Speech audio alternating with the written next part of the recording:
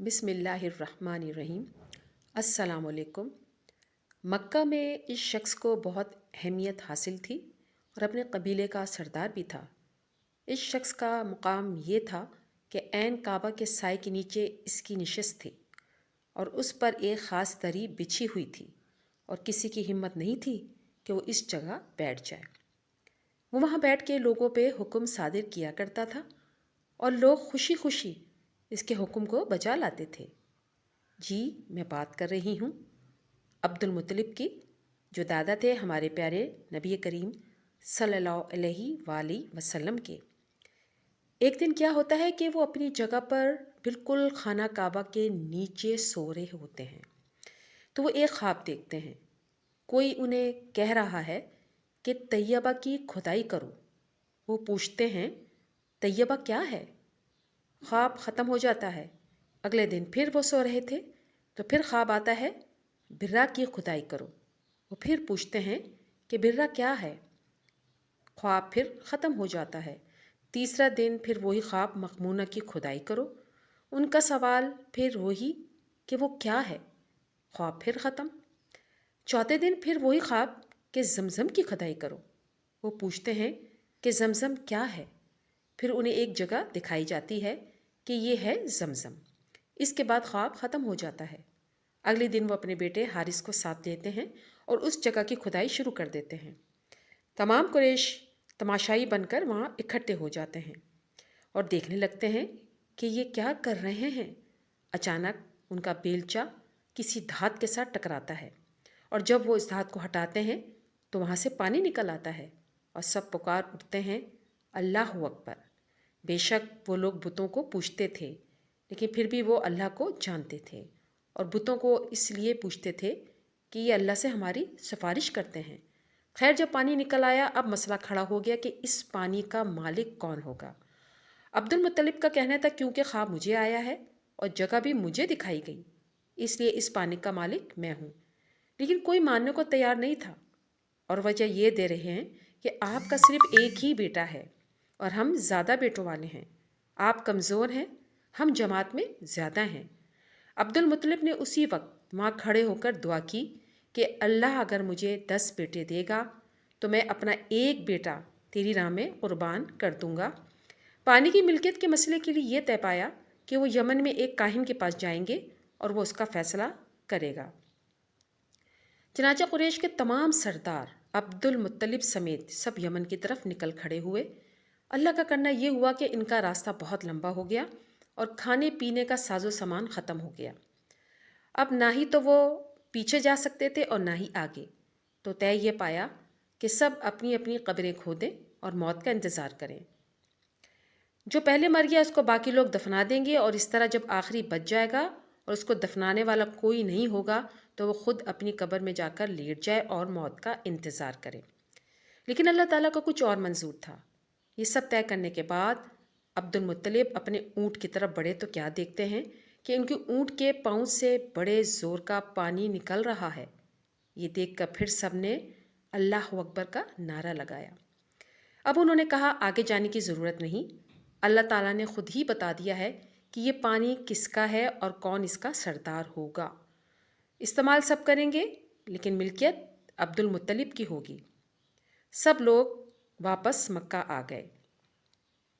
अब्दुल मुत्तलिब और बाकी कुरैश के कबीलों के सरदार जब वापस मक्का आ गए तो सब ने अब्दुल मुत्तलिब को सरदार मान लिया, जो कि जमजम के पानी के सरदार थे, और उन्हीं के ज़िम्मे हाजियों को पानी पिलाना था और बाकी हाजियों की ज़रूरियात का ख्याल रखना था। याद रहे कि इस जाहिलियत के ज़माने में भी लोग हज किया करते थे, लेकिन वो हज से ज़्यादा शॉपिंग फेस्टिवल हुआ करते थे।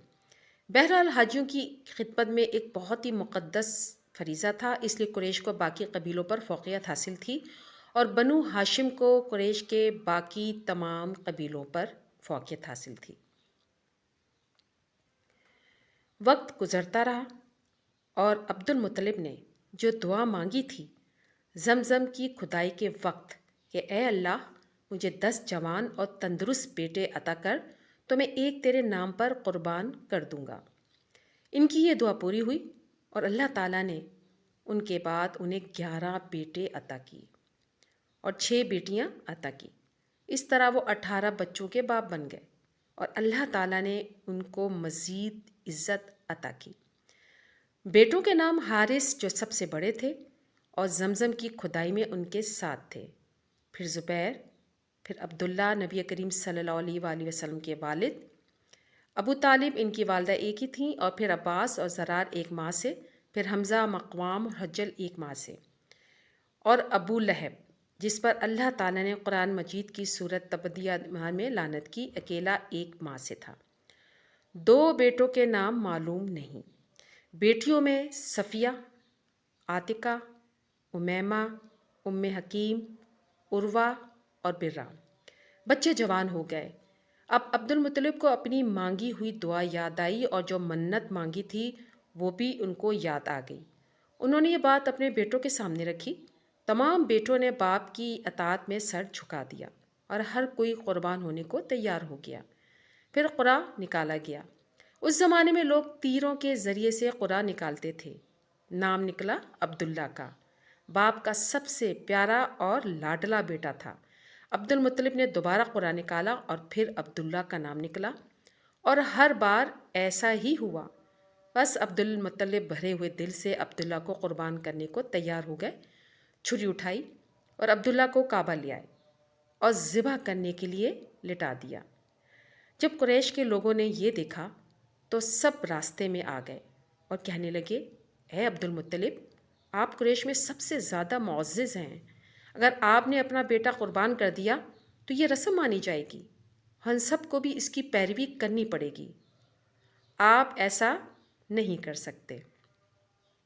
اب منت بھی پوری کرنی تھی، بس فیصلہ کیا گیا کہ کسی کاہن سے اس کا حال پوچھتے ہیں۔ تو وہ سب ایک کاہن عورت کے پاس گئے، اس سے مسئلے کا حل پوچھا۔ کاہنہ نے ان سے پوچھا کہ آپ لوگوں کے ہاں کسی انسان کا خون بہا کتنا ہوتا ہے؟ انہوں نے کہا 10 اونٹ۔ کاہنہ نے کہا ٹھیک ہے، تم جہاں قرعہ نکال رہے ہو وہاں جا کر دوبارہ نکالو، اب کی بار اونٹ اور عبداللہ کے درمیان کرنا، اور جب تک اونٹ قرعہ میں نہ آ جائے تب تک ہر بار قرعہ نکالتے ہوئے 10 اونٹ بڑھاتے چلے جانا۔ اب سارے سردار واپس آ گئے اور عبداللہ اور اونٹ کے نام کا قرعہ نکالا گیا۔ تیروں نے پھر عبداللہ کو منتخب کیا۔ اونٹوں کی تعداد بڑھا کر 20 کر دی گئی، لیکن دوسری بار پھر عبداللہ کا نام۔ اونٹ 30 ہو گئے، لیکن پھر عبداللہ کا نام۔ اونٹ 40، 50، 60، 70، 80، 90 ہو گئے، لیکن عبداللہ کا نام ہی نکل رہا تھا۔ سب لوگ پریشان اور دعا کر رہے تھے۔ آخر اونٹوں کی تعداد 100 کر دی گئی۔ تب کہیں جا کر قرعہ اونٹوں کے نام کا نکلا اور سب لوگوں نے خوشی سے اللہ اکبر کا نعرہ بلند کیا۔ عبد المطلب کی آنکھیں خوشی سے چمک اٹھیں اور 100 اونٹ قربان کر دیے گئے، اور مکہ کے تمام غریب اور امیر نے اونٹ کا گوشت دل بھر کر کھایا، اور حتیٰ کہ پرندوں نے بھی کھایا۔ نبوت کے بعد رسول کریم صلی اللہ علیہ وآلہ وسلم نے خون بہا 100 اونٹوں کی تعداد کو تبدیل نہیں کیا۔ یہ ابن ماجہ کی حدیث ہے اور مسند احمد میں بھی یہ حدیث موجود ہے۔ کچھ روایات میں آتا ہے کہ نبی کریم صلی اللہ علیہ وآلہ وسلم نے فرمایا کہ میں 2 ذبح ہونے والوں میں سے ہوں، یعنی حضرت اسماعیل علیہ السلام اور حضرت عبداللہ۔